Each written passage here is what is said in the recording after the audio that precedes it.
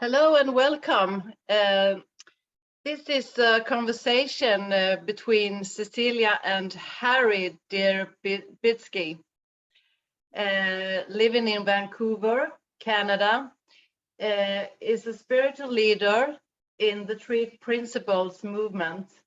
He continues to spread Sydney Banks' wisdom of the Three Principles. He is the president of ACT, Advanced Coaches Training, a coach and an author. He specializes in mental health and addiction, as well as other related topics. His understanding comes from his teacher, Sydney Banks, who first articulated the three universal principles: mind, consciousness, and thought. Harry is also a best-selling author, and he provides addiction counseling to many people. Harry looks for the beautiful feeling, the spirituality when sharing the three principles. In his many years since meeting and learning from Sydney Banks, he has transformed to understand it all spiritual.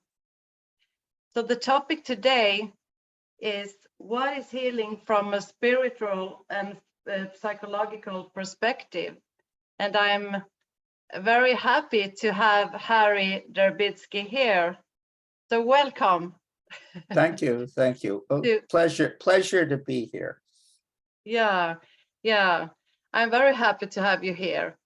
I have been in your webinar and listened to you a lot, so it's very nice to have this conversation. And you also have looking a lot of addiction, where I have a lot of experience from, because I have been caught up in all kinds of addiction.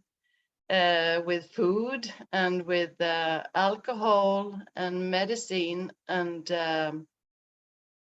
yeah, I have run away from myself my whole life. I think started when I was very little to overeating, and then it was the medicine, and it was the therapy and shopping, and I don't know, it has been a lot of things that I have searching for out there to make me happy, because something felt, yes, I had to feel something here inside here, because I didn't feel good enough. I couldn't be myself. I didn't feel that I was good as me. So I think it started very, very early when I was little. I overeat and yeah. Yeah, it's a natural process. The truth is, everybody who's come to the three principles have the same story, a different description, but the same story. Everybody had thinking that they were feeling guilty or insecure, and it built up in them. But there was a deeper spiritual sense within yourself. Somewhere behind all of that, you knew there was more, and that more unfolded at a certain point, perhaps when you came to the three principles, or perhaps before that, where you had a spiritual experience that it indicated to you that there was more than just desires that were out of balance. And that's all addiction is desires that are out of balance. And then because we're built this way, we're built to look for we can feel that we're out of balance. We then look for what brings us back into balance. And as we have a spiritual experience or an insight of some sort before or during the principles, we then start to have an inside experience, and that inside experience guides us like the light guides us out of the tunnel, and we head towards it. And then we hear the principles, and we have a revelation that there's not only an inside feeling, but there's a language to the inside feeling. And then we get a little confused because we were looking for a system or that same feeling over and over and over again, when in reality, the principles are formless. Thus, your intellect is not part of the package. They produce emanations from a calm mind, or of course, emanations from an uncalm mind or an imbalanced mind. Impure thoughts start to come, or pure thoughts start to be experienced. So what you are talking about is what all of us have gone through. And that's the human condition. Cecilia, you're imperfect, human-wise. But I experienced something very strange for me when it was the first time where I was staying at the hospital for a few months. I was depressed, and they told me that I had ADHD and bipolar, and I have anxious feelings, and felt very sad, and I had to stay there for a long time at the hospital. And I was going to the bathroom, and I looked in the mirror, and when I was looking in the mirror, something happened in the mirror. It was like my eyes, someone is looking back to me, and it felt very strange. I get so scared about those eyes looking back to me. It's like someone was saying something to me, but I couldn't understand it. I get so scared that I couldn't look in a mirror for a few months after that. And when I came to my psychiatrist, I told her that there was the eyes looking to me, and I get scared. And who was that? And she said, oh, it's someone you know. It's someone in your family, or it's someone you know, looking to you. Can you recognize who it is, whose eyes it is? And I couldn't recognize the eyes. I just saw something like a reflection. And that's something I want to ask you about. Well, that's a Have you great heard question. that before? Well, it's a great question. As you didn't mention, like I was for quite a while in the indigenous world, where experiences like that are normal. Where in the non-indigenous world, they're kind of ooh, stuff. So what I see there is something had to happen. So mind, universal mind, or God, or whatever you want to call it, mind is just a psychological word. Universal mind is a psychological word for God. And you can use whatever word you want. The Muslims use Allah, it's the same thing. It's just different manifestations. So you needed something to stop what you were thinking. It had to stop you in your tracks, and a message comes. Again, that hand thing. Okay. A message. You stopped. Yeah. It's just I don't know why that happened, but a message is needed to be received like death to stop you in your tracks. So that experience is a spiritual experience. And the purpose of it is for you to stop you in that direction. You experience fear. That was just the way you experienced it, but it wasn't a fearful experience. It was a mystical experience. And that mystical experience was good because if you kept going in the same thought pattern that you were experiencing, you would continue to be caught more and more in the psychological and material world of what they're telling you, which is, to be honest, all wrong. So spiritually, something beyond the intellect, beyond the thinking process, the confused thinking process, before that arrives and stops you in your tracks. And then you're able to move in a different direction.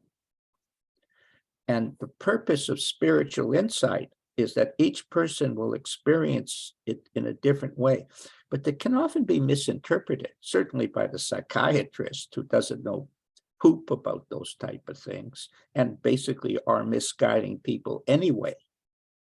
So they're studying behaviorism and they're talking about the negativity. But where is healing? Where is healing? Healing is in experiencing the beautiful feelings in Cecilia. And Cecilia needed something to stop that negative pattern so she could open up to another direction.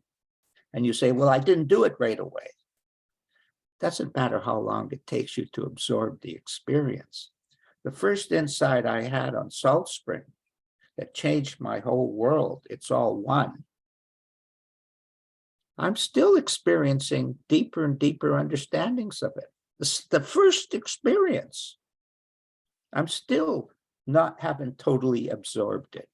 And I don't think I'll absorb it when I die either. It's just a continual evolvement. I had images and ideas and stuff. I had some of my old thinking attached to it.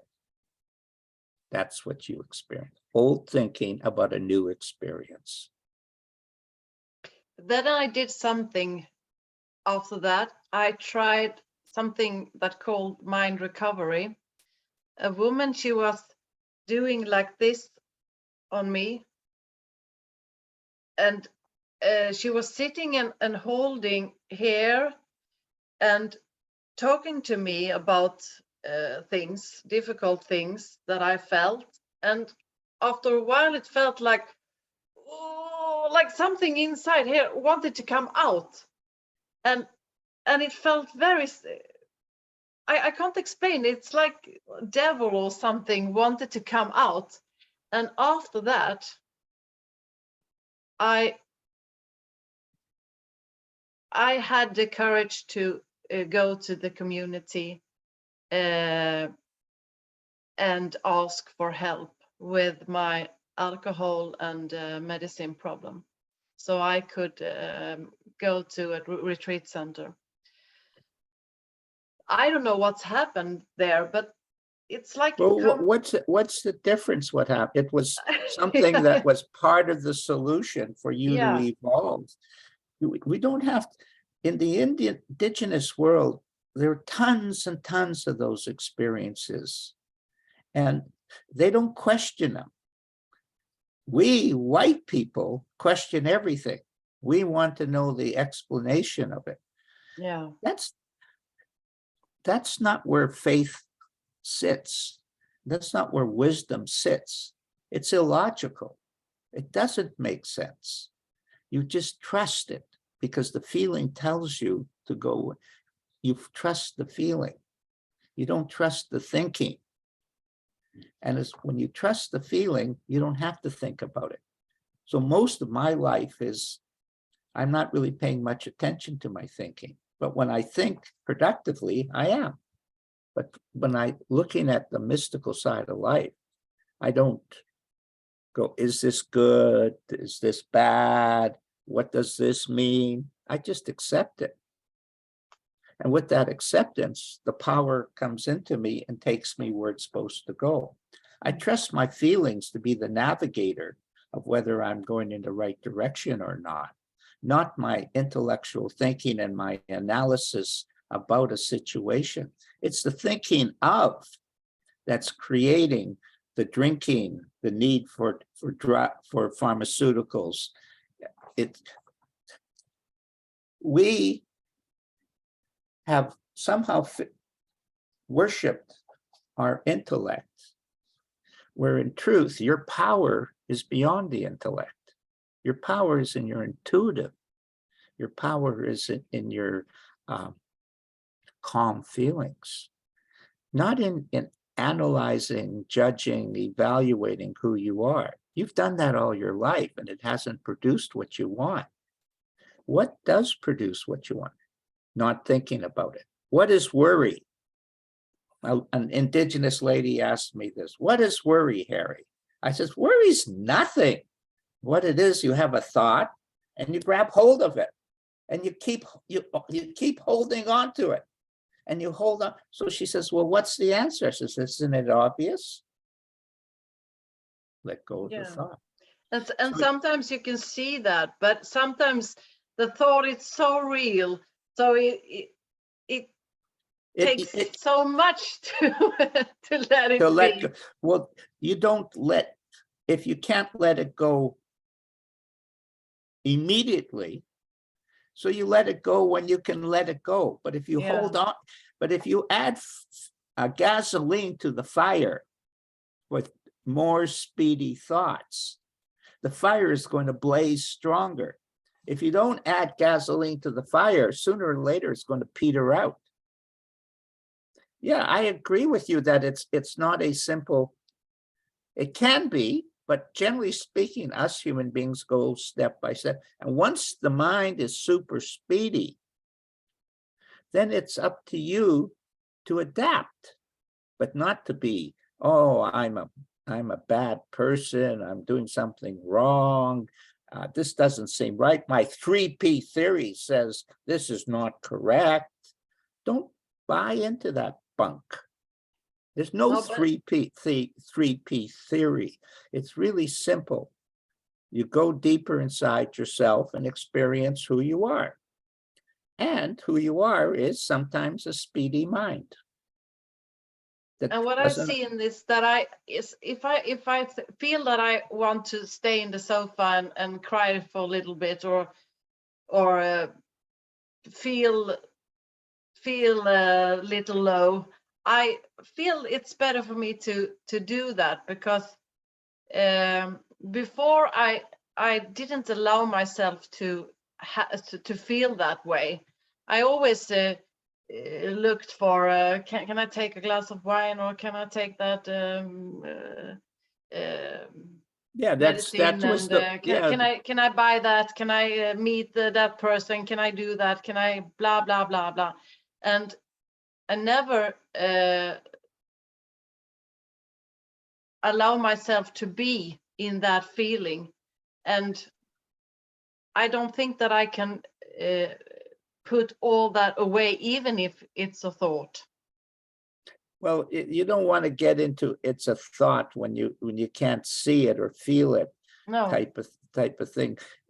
That's where 3P world, when it deals with addiction and different, they get really stuck in an image of this. It's just, when Sid talks about it's just thought, he's talking about a deeper dimension of thought than the psychologists who in 3P are talking about. And when he says it's just thought, he means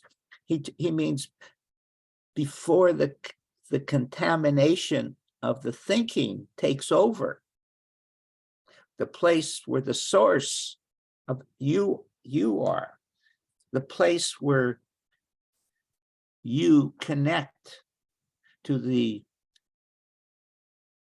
with your own wisdom.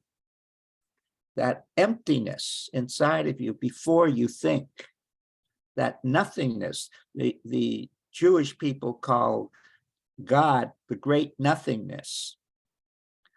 The Muslims say infinite intelligence. They're both the same thing.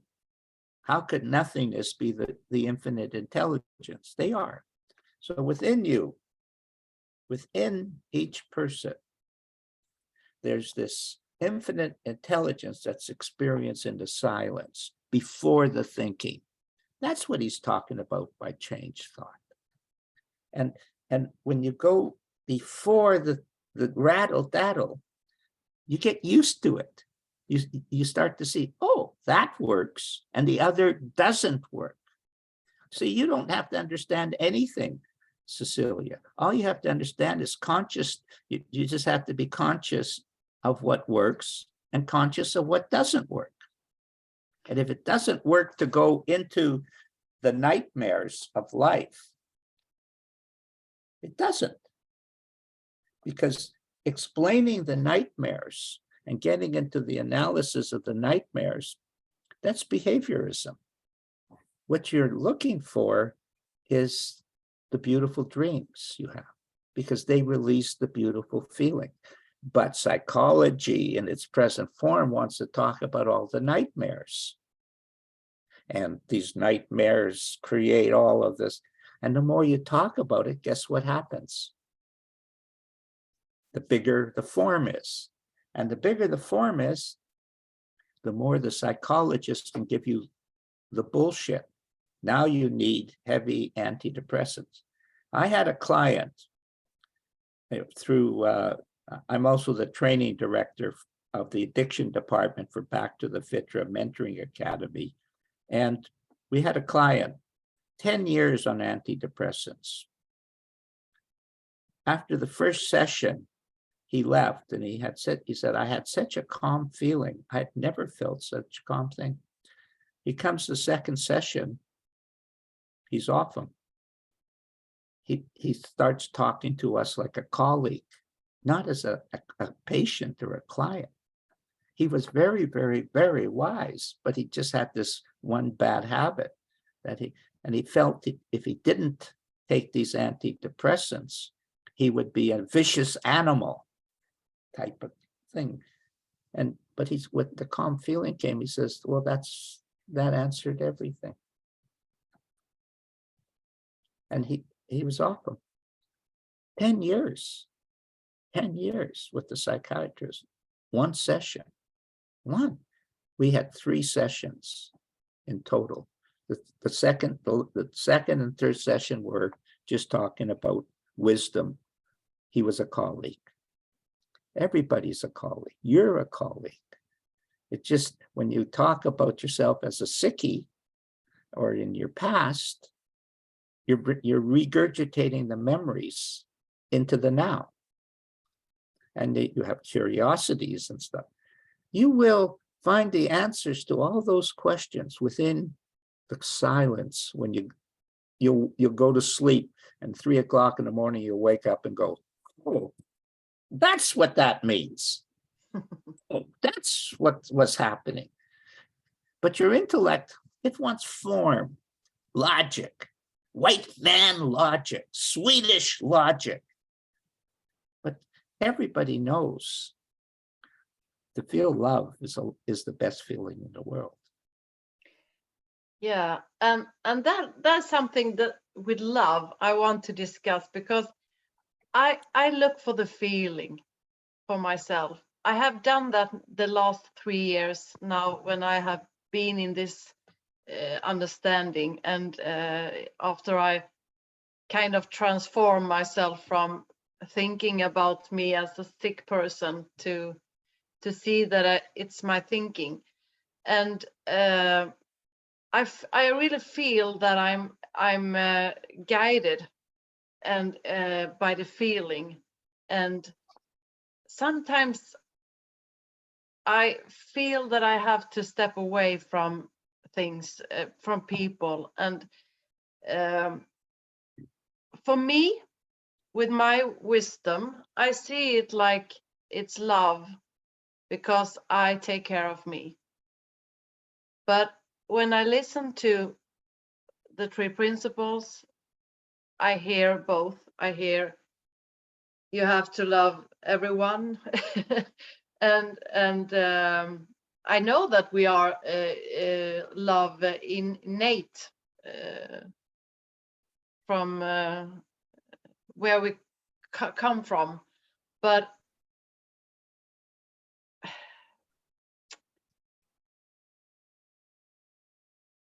I don't feel to be with everyone.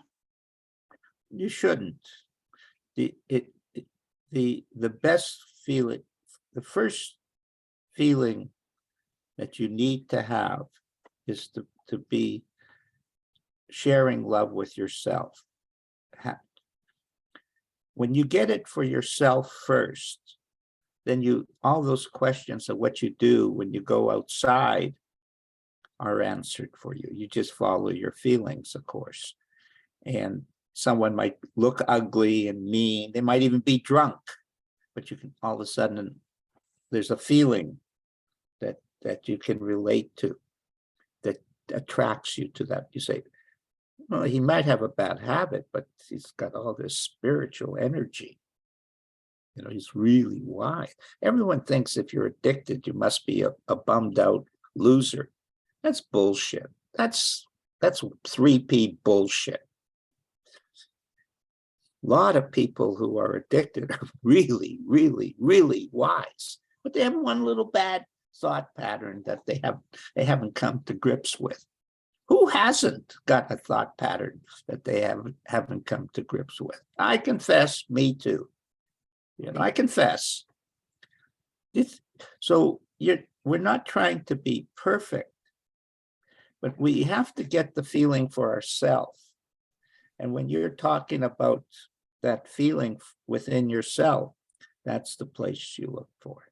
And then when you have that feeling for yourself, to complete the circle, everything in indigenous teaching is a circle. Half the circle is get it for yourself. The second is to share it with other people. You don't have to teach 3P, by the way. Just share the feeling. And that completes the cycle. But first, you got to get it for yourself. And everything you're talking about is, don't listen to 3P. Listen to what the feelings tell you about 3P and what you're hearing. There's a lot of bunk in 3P.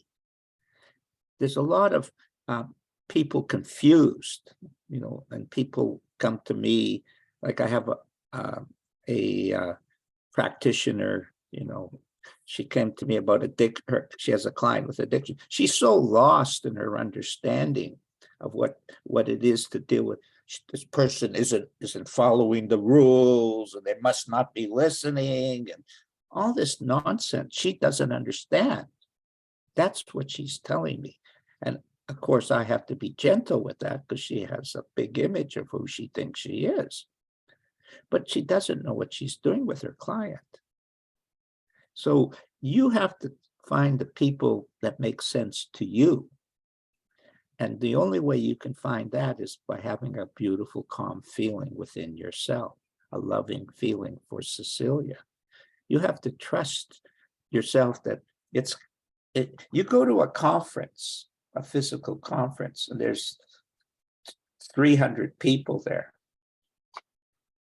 There's only a handful of people, maybe 10, 15, 20 people that will relate to you.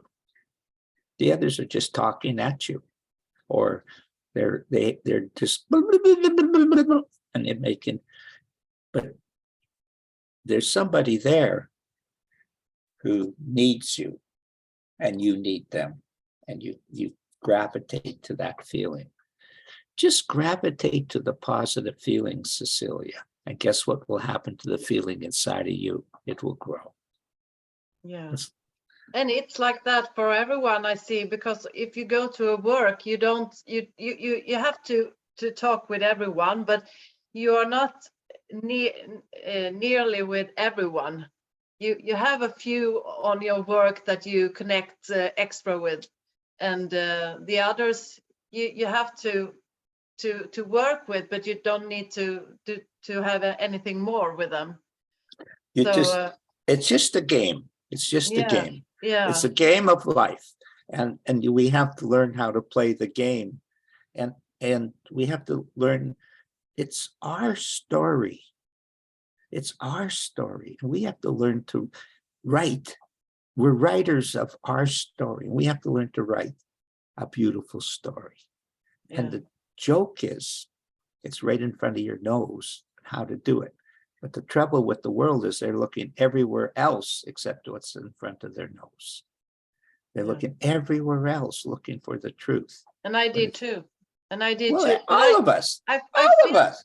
I feel that it when I had that shift, I just felt that that I need to listen here, because I have gone all my life, and I was in therapy some weeks, 3-4 times a week.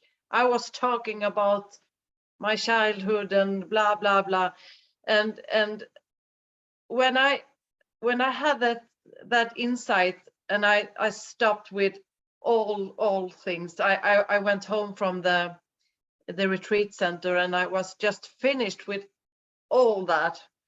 I just started to see that I have to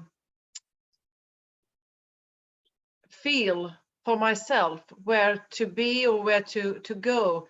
Who am I? Which friends, or where should I? Where do I feel more comfortable to be? And it's not with everyone.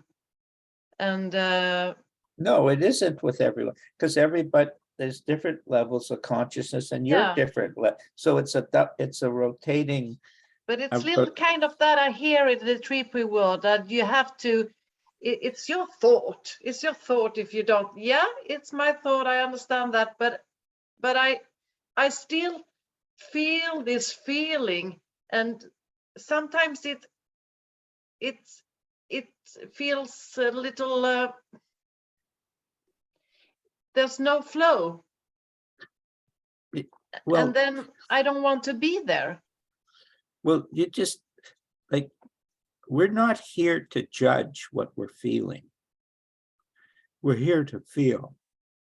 And if you're misinterpreting why that you're having that feeling, of course you'll feel uncomfortable, but it will still be guiding you.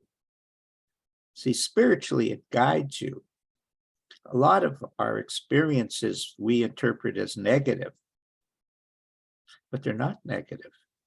They're positive, because spiritually they're all there to evolve us to a point where we just know, we just trust the spirit, trust the energy, trust the love, trust that it's the best thing for us.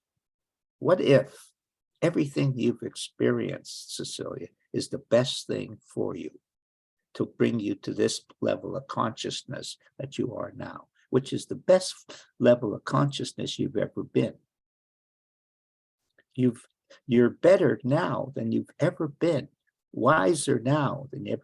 You're only now beginning to feel your unlimited potential, where before all you could see was your limited in potential, or whatever the word, limited potential, or no potential. So we're spiritually going through these experiences, and they're perfect for us. We psychologically, with our intellect, interpret them as good and bad. That's our filter system that distorts the truth. That's why all life is illusionary, because it goes through your thinking, your intellect. It's illusion. The tree is truth. What you think of the tree is your interpretation of the tree. Oh, it's a beautiful tree. It's an ugly tree. It's got fungus on it. Oh, the leaves are beautiful. Those are all just thoughts about the tree. The tree is the tree. your life is evolving perfectly.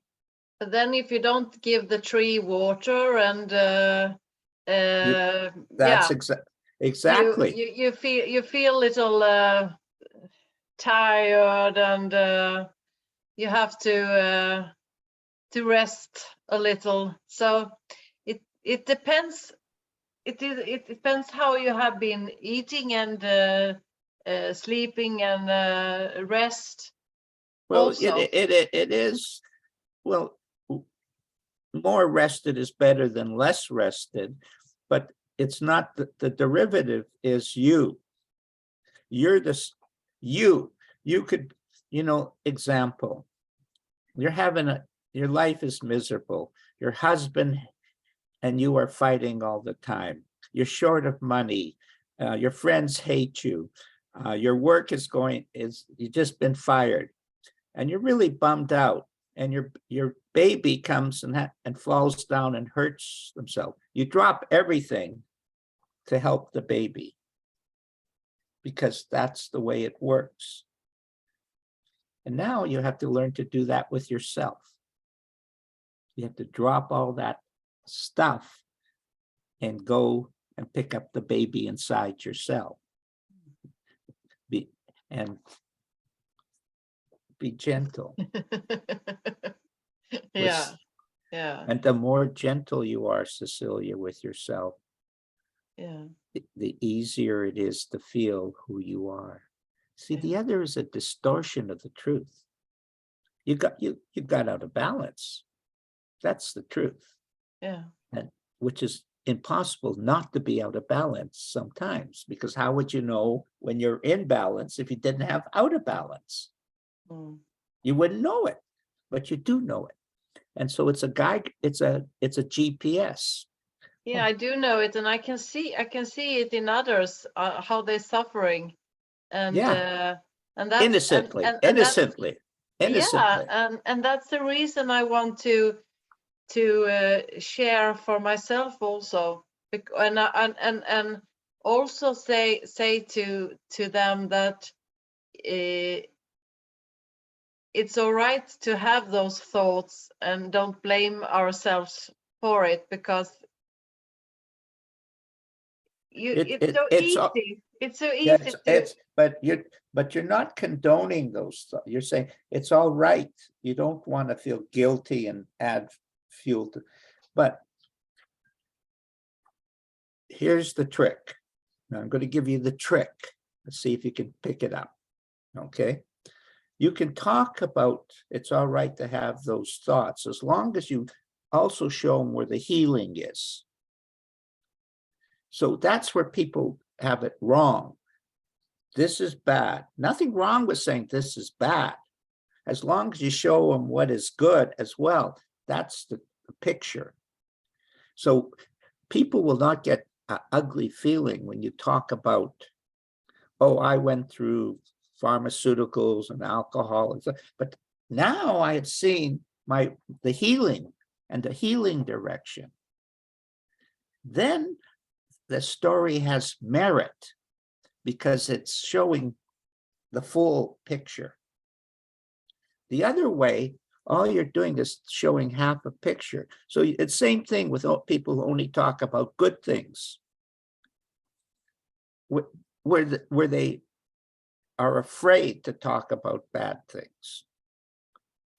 There are no bad things. They're just ways of presenting the story in a truthful manner or an illogical manner or a non-truthful manner. And when we talk about addiction, I can say I don't even think about alcohol or medicine or therapy. You left it behind. I left it. So that's what you talk about. It's talk over about for that stuff, but I left it. And I left it. And then they go, oh, nobody leaves it. How did you leave it? That's what they'll ask you. And then you'll help them to see that as your level of consciousness rose, the need for the lower levels of consciousness left. And I think that when there are too much program in the 3P, I get a little tired, because when I was at the retreat center, I had to go to the 12-step program, and when I've had this insight, it came so suddenly. It's just a second, and I left it everything. And some of the people who went to the program, they were sitting there almost every day.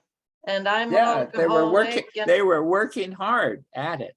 yeah, Very, working hard. So I'm not, so I don't like too many programs well, that, anymore, well, because that's, I want to listen to me, to I want to hear, and not get caught up in all this, because I have been in so much therapy, and you want to keep it simple.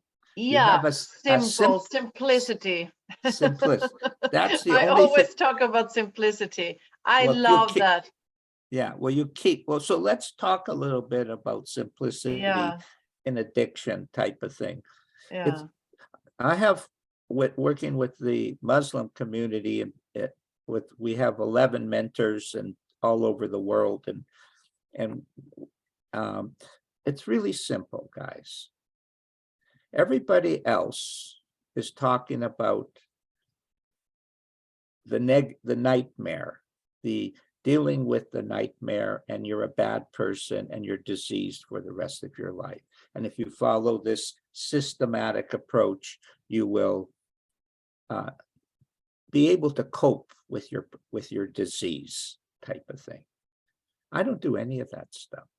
Zero. In fact, I don't even talk to people about addiction.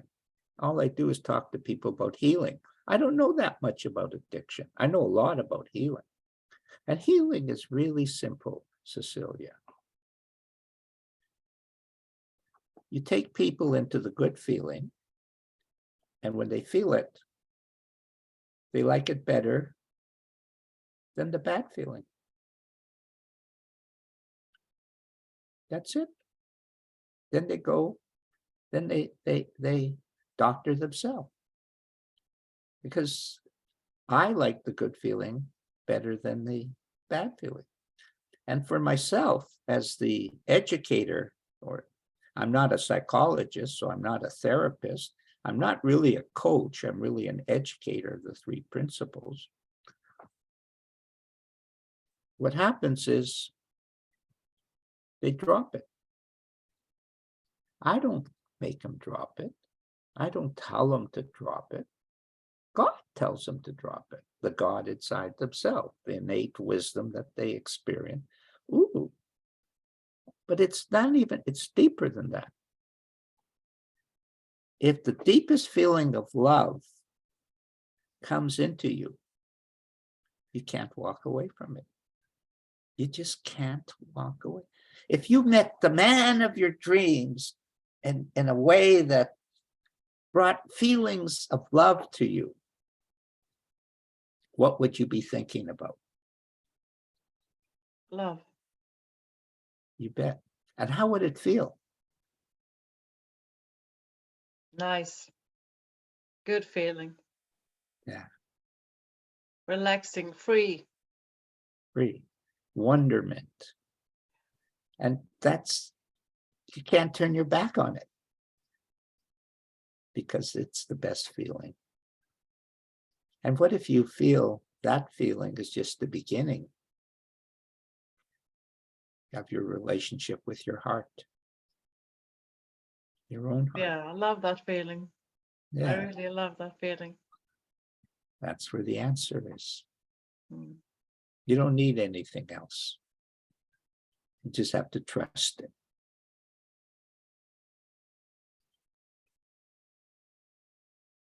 That's healing. No matter what the scenario is. The reason I'm in addiction is because I don't take it seriously. Everybody else thinks it's a big deal. The results that are around what I'm working in are amazing, better than anybody else. I don't go around telling people that because, you know, they got images and stuff like that. But I'm not healing that beautiful feeling you just felt. So you're already, that took you deeper into who you are. That's all you need to do. That's all Sid was talking about. That's why it's so simple. Just trust the simplicity of it. You don't need all the bunk around it, No. all the talk around it, all the training, all the systems, all the stuff. Go to where your heart guides you and forget about all the rest. Thank you. I needed to hear that because I don't like training. Yeah, yeah. I Oh, like no. just simplicity. It's the best word. I love it. Yeah, And that's I where loved when I think about my grandfather and grandmother. I was a lot of when I was little. I were there a lot. I loved to be there because they were always aware, and they listened to me and they talked to me, and we were together a lot. And I could always phone them if I wanted to have any problems or something. And I was very close to them, and I felt that feeling we're talking about now. I felt it. I of could course. just come there and relax, and sometimes They I just had a loved you. bath. Yeah, yeah. I have a Food, bath and bath. food and sweets and TV, and we yeah, we were laying in the bed and talking, and we didn't do anything special, but it was special because they were listening to me, and I love that, and I can feel that with a lot of old people, that they are more here, and I can feel that connection. Yeah. So that's it. That's it. Exactly what you. So this is a good place for us to stop. What I think we should do is do a part 2. Let's Yeah. let's see how this feeling percolates with you, and we can meet, say, in a week, and do a part 2 on the show, and we can talk about what you felt and what you saw, and we can go from there with that beautiful feeling. Oh, I love to do that. Okay, so we'll do that in a week. And We do that in a week. Yes. okay, Yes, we do that in a week. so you have yourself a great week, and really I wish you the same, and thank you so much for this beautiful conversation. oh, my pleasure. And send me the link to it. Yeah, I will. Okay, so Yeah. really nice to see you. But send me the mail. The what? The mail. Your mail. Email? Yeah. Yeah. Yeah. Well, yeah, it's actually if you go to my website there. Yeah. It's, Okay. Okay. yeah, it's there. I go there. If you can't find it there, send me an email, and I will make sure you get it. Yeah. So have fun. Have fun. And talk. Yeah. And farvel. I have been to Denmark 9 times. No, 8 times. And it's near Sweden. Yeah. Oh yeah, I've been to Sweden a couple of times. Yeah. And it's Sweden I live. Yeah, I know. Yeah. That's why I love the Scandinavian feeling. Yeah. Yeah. So farvel. Farvel. Bye.